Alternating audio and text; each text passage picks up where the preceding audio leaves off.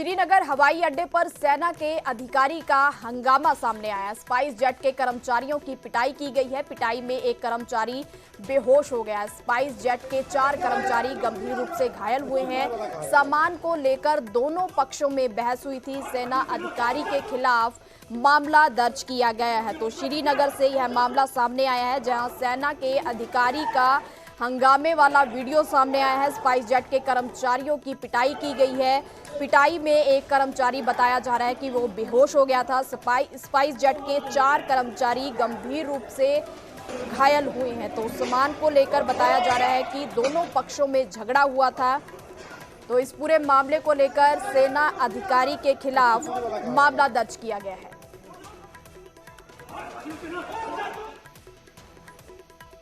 आगे बढ़ते हैं और बात करते हैं शिमला की। शिमला के कुमारसेन में बड़ा हादसा हुआ है। सड़क मरम्मत के दौरान पहाड़ से जेसीबी गिर गई है। पहाड़ से नीचे खाई में यह जेसीबी गिरी है। दुर्घटना में जेसीबी चालक की मौत हो गई है। भूस्खलन के कारण पहाड़ से नीचे यह जेसीबी गिरती हुई दिखाई दे रही है। सड़क पर पड़े मलबे को यह जेसीबी मशीन हटा रही थी, तो इसी दौरान भूस्खलन हुआ। तो यह जेसीबी मशीन ऊंची पहाड़ी से नीचे गिर गई है, जिसमें जेसीबी चालक की मौत हो गई है। तो शिमला के कुमारसेन में यह बड़ा हादसा हुआ है।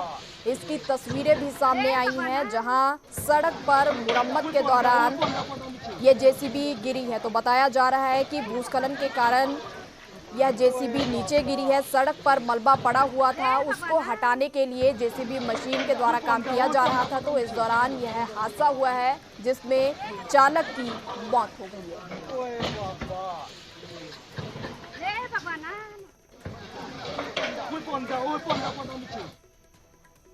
सिरमौर में एनएच 707 पर पत्थरों की बारिश हुई है। सामने आया दिल दहला देने वाला वीडियो सामने आया, जहां पहाड़ी से बड़े बड़े पत्थरों की बरसात हुई है। एनएच 707 पर हैवाना के पास यह भूस्खलन हुआ है। तो सड़क पर कई स्थानों पर भूस्खलन हुआ है। पिछले 9 घंटों से एनएच यातायात के लिए बाधित है। तो यह तस्वीरें सामने आई हैं। ये खौफनाक मंजर दिखाई दे रहा है, जहां पत्थर गिर रहे हैं ऊपर से।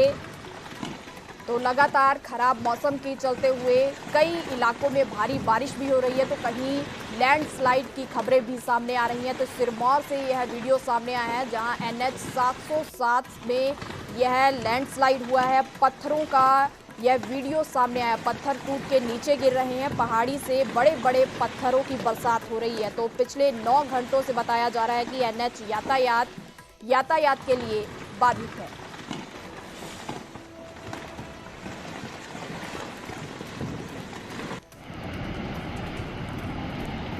तो ये 2 तस्वीरें सामने आई हैं बिलासपुर की। तो भूस्खलन दिखाई दे रहा है। दूसरी सिरमौर की। तो यहाँ पर पत्थरों की बरसात होते हुए दिखाई दे रही है। भारी भूस्खलन हुआ है। लगातार पहाड़ों पर हो रही भारी बारिश के कारण लगातार भूस्खलन की अलग अलग तस्वीरें सामने आ रही हैं। पहली तस्वीर बिलासपुर की, दूसरी सिरमौर की है, जहां पर यह लैंडस्लाइड की तस्वीरें सामने आई हैं। दूसरी तरफ लंबा जाम दिखाई दे रहा है। तो ये तस्वीरें सामने आई हैं बिलासपुर और सिरमौर की। और बात बारिश की परेशानी की। मोहाली में आज कई जगहों पर लोग बारिश से परेशान हुए हैं। फेज 11 में घुटनों तक पानी भर गया। पानी निकासी ना होने के कारण लोगों को काफी दिक्कतों का सामना करना पड़ा है। हालांकि भारी बारिश पर यह पानी निकल गया। मोहाली के जीरकपुर में भी ऐसी ही तस्वीरें सामने आई हैं, जहां भारी बारिश के कारण सड़कें जलमग्न हो गई हैं और लोगों को मुश्किलों का सामना करना पड़ा है। जमीन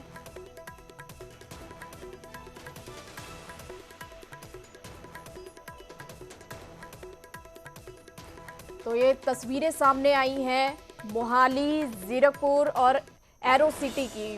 तो फेज 11 में तस्वीरें, जहां घुटनों घुटनों तक पानी भरा हुआ है, निकासी का कोई प्रबंध नहीं है। एरो सिटी की भी तस्वीरें सामने आई हैं जहां घर पर भी पानी अंदर घुस गया है। तीसरी तस्वीर जीरकपुर से सामने आई है जहां गाड़ियां तक भी पानी में डूबती हुई दिखाई दे रही हैं। तो भारी बारिश के कारण सरकार की तरफ से किए हुए प्रबंधों का भी पोल खुलती हुई कहीं ना कहीं नजर आ रही है। उड़ान का सपना जल्द साकार होगा। डोमेस्टिक एयरपोर्ट जल्द शुरू होगी उड़ान सेवा। तो कैबिनेट मंत्री अनिल विज ने रक्षा मंत्रालय से इसकी मंजूरी ले ली है। 15 अगस्त तक एयरपोर्ट का उद्घाटन संभव है।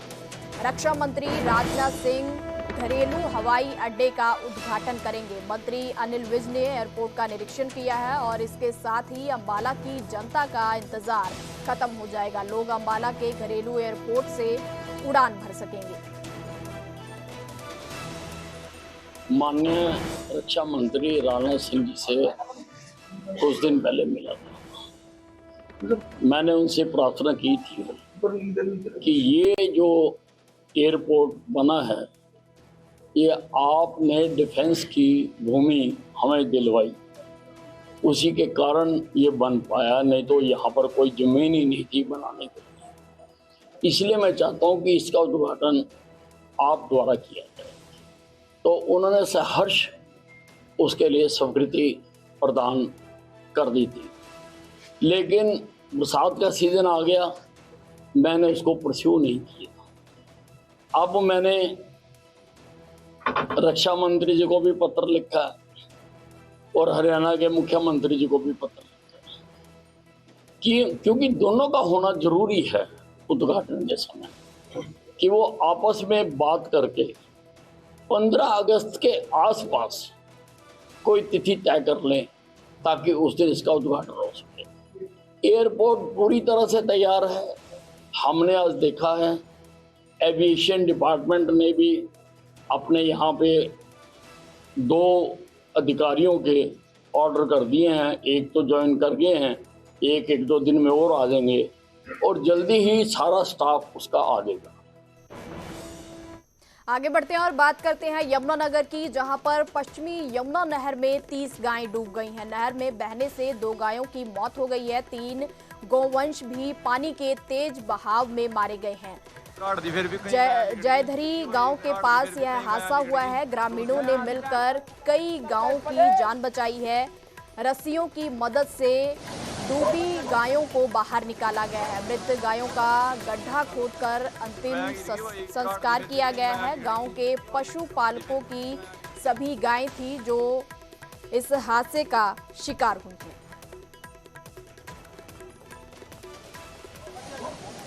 गाय जो है ये अपना मुस्लिम सनोफ नवाब अली गांव किलो वाला से थी।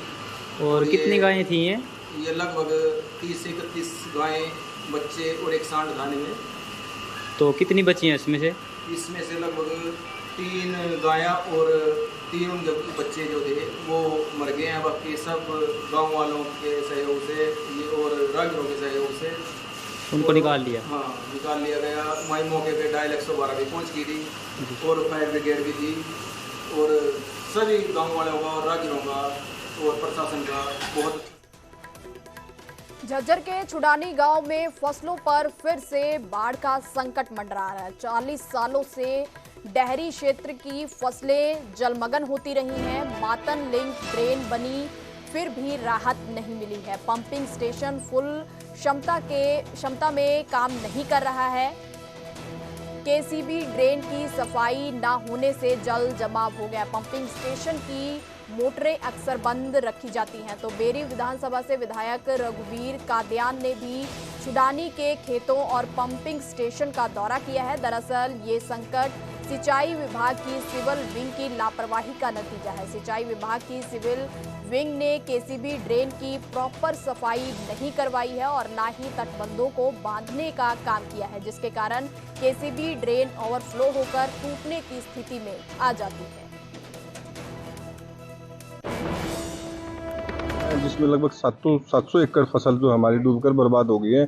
कल रात को ठीक 11 बजे हम पंप हाउस पर पहुंचे तो वहाँ 2 कर्मचारी थे ने हमारे को आदेश आ रखा है हम मोटर नहीं चलाएंगे। एक ही मोटर उस टाइम वक्त चल रही थी, जो कि 9 मोटर लगी हुई हैं, जो कि 9 की मोटर चलनी चाहिए, तो एक ही मोटर चल रही थी उस टाइम पर हम पहुँचे। तो हमने गाँव वाले ने इकट्ठा होकर दो मोटर और जाके चलवाई और सुबह का उन्होंने आश्वासन दिया सुबह हम चलवाएंगे, तो लेकिन हमारी खेती डूबकर बिल्कुल नष्ट हो गई।